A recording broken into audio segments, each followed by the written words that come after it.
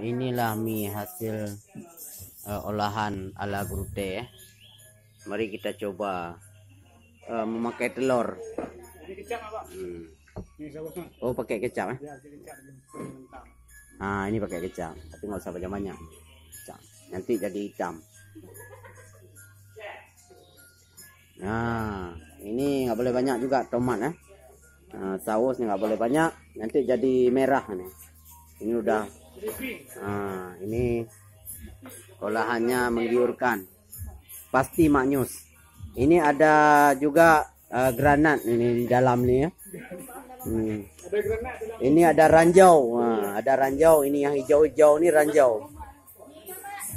Ini ranjau nih. Kalau tergigit ranjau ini, pasti meledak nih di mulut. Meledak di mulut ranjau ini.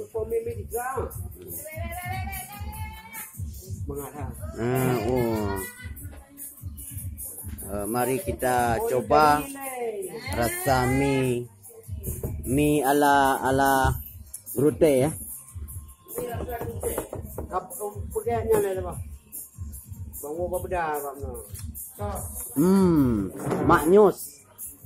Maknyus rasanya.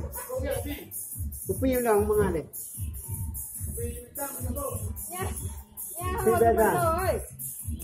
Maknyus. Maknyus rasanya. Ini ala Grute.